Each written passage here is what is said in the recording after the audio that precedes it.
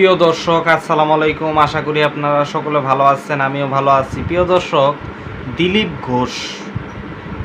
ঘোষ নামে এই হাওয়ার পোলায় বলল যে নামাজ পড়তে হইলে বাংলাদেশে যা অথবা পাকিস্তানে যা, ভারতের মুসলমানদের।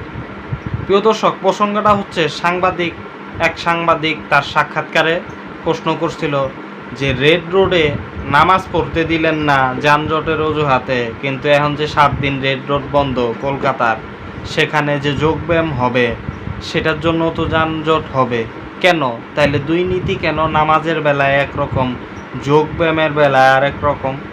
তখন এই কথা বলছে যে নামাজের জন্য পাকিস্তান এবং বাংলাদেশে চলে যা, এইখানে সরকার নতুন বদলে গেছে, আর এসব হবে না। সরকার বদলে গেছে, আর বেটা বাংলাদেশে তাইলে একই কথা, হাসিনা তোদের মা বদলে গেছে, আর বাংলাদেশে কিচ্ছু হবে না। এই যে রাম মন্দির তৈরি করতাছস, মনে করতাছস কি তোর বাপ? হ্যাঁ, তোর বাপের মূর্তি আমরা করতে দিব নাইনে। পরিষ্কার কথা, একদম পরিষ্কার। বাংলাদেশে কোনো একটা জায়গায় 1 ইঞ্চি মাটিতে কোনো রাম মূর্তি হবে না।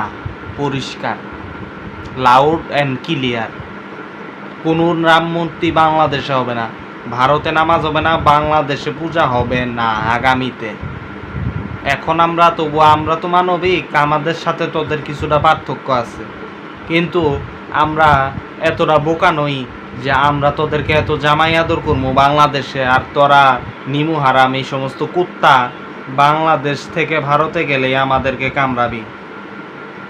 যখন ভারতের পাসপোর্ট নিবি তখন বলবি যে পাকিস্তান আর বাংলাদেশে গিয়ে নামাজ পড়ো, আর বাংলাদেশের সংখ্যায় কম, এই নে কবি যে আমাদের অধিকার চাই।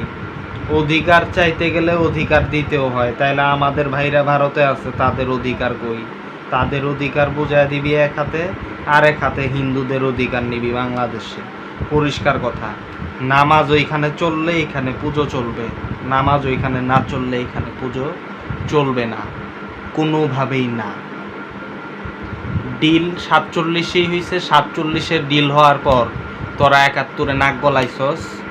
71-এ আমাদের পাকিস্তানের সাথে আমাদের যা ঝামেলা সেটা আমরা বুঝবো, তোরা নাক গলাইছস সেখানে। সেটার পর থেকেই নতুনভাবে ফায়সালা হওয়ার প্রয়োজন আছে বলে আমি মনে করি, এবং এবার নতুন ফায়সালা হবে।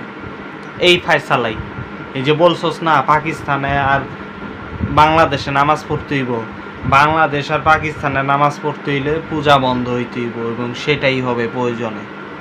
দিলীপ, বেশি বাড়িস না। তোর মতো এই সমস্ত কুত্তাদের জন্য কিন্তু বাংলাদেশে কি হইতে পারে মনে কর, চিন্তা করতে পারস নাই, বুঝোস নাই, চিন্তা করতে পারস নাই। কিন্তু তাই পরিষ্কার কথা যে নামাজ, দেখেন নামাজ নিয়ে এদের ভণ্ডামিটা, মুখোশটা কিন্তু খুলে গেল।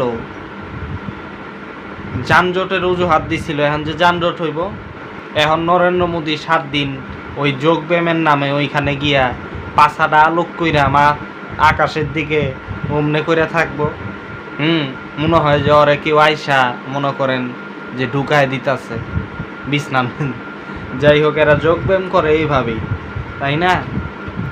তো এইটাই তো, এই যে অবস্থা, তো এই অবস্থা কিন্তু বেশি দিন থাকবে না। ভারতের মুসলমানদের বলি, বেশি দিন থাকবে না যদি আপনারা আর একটা বাংলাদেশ আর পাকিস্তান বানান। বর্তমান বাংলাদেশ এবং পাকিস্তান আপনাদের ভালো লাগে না, ভালো কথা, কিন্তু আপনারা বুঝে গেলেন যে আপনাদেরকে স্বীকার করা হচ্ছে না। যতই ভারতীয় নিজেকে বলেন যে আমরা ভারতে সুখে আছি, আর বেটা আজকে সুখে আসোস, সরকার বলতেছে, তারাই বলতেছে কালকে কিন্তু সুখে থাকবি না। নামাজ বন্ধ, আজান বন্ধ, সব বন্ধ, কুরবানি বন্ধ, কালকে কিন্তু সুখে থাকবি না। সুখে থাকতে হইলে প্রতিরোধ করতে হইব। ভারতের মুসলমানরা হিজড়ার মতো মায়ের খায় কেন? হয়তো গাজার মুসলমানরা মায়ের খায়, কিন্তু তারা দেয়, 10টা না দিতে পারো, একটা দেয়। কিন্তু ভারতের এই সমস্ত উগ্র হিন্দুত্ববাদী ধর্মান্ধ, এদেরকে মার দেওয়ার সময় হয়ে গেছে। এদেরকে মার দিতে হইব বাঁচতে হইলে। নামাজ তো দূরের কথা, কয়দিন পরে কইব যে এখানে বাইচা থাকার কোনো অধিকার নাই। তাই ভারতীয় মুসলমানদের লড়াই সংগ্রাম করতে হবে এই উগ্রবাদী হিন্দুদের বিরুদ্ধে। প্রিয় দর্শক, আবার দেখেন আরেকটা বিষয় একটু বলে নেই। তারা বলল যে বাংলাদেশের হিন্দুদের নাগরিকত্ব দিব, অথচ একটা বয়স্ক লোককে সীমান্তে পুশিং করছে, সে আবার হিন্দু। বিজেপির একটার পর একটা ভণ্ডামি আছে এবং সেগুলির কারণে সবাই সাফার করতেছে। হিন্দুও সাফার কইরা বাংলাদেশে আইসা পড়ছে একটা হিন্দু বৃদ্ধ, যাকে দেখছেন যে সীমান্তে পইরা আছিল, আলোচনাও হয়েছিল। তো এই হচ্ছে অবস্থা। তাই বিজেপিকে সমূলে উৎখাত করার ক্ষেত্রে ভারতের মুসলমানদের এগিয়ে আসতে হবে। ভারতের মুসলমানদের লড়াই করে প্রয়োজনে পাকিস্তান আর একটা সৃষ্টি করে অবশ্যই নামাজ পড়তে হবে। ভারতের মুসলমানরা নামাজ পড়ব, তবে পাকিস্তানে আর বাংলাদেশে গিয়া না, তৈরি কইরা সেটা ভারতের মাটিতেই এবার তৈরি হইব আর একটা পাকিস্তান, আর একটা বাংলাদেশ। দিলীপ, কান খুইলা শুইনা রাখ। প্রিয় দর্শক, আজকে এই পর্যন্তই। আল্লাহ হাফেজ। ওই দিলীপ হাওয়ার পোলারে ভিডিওটা দেখায়েন।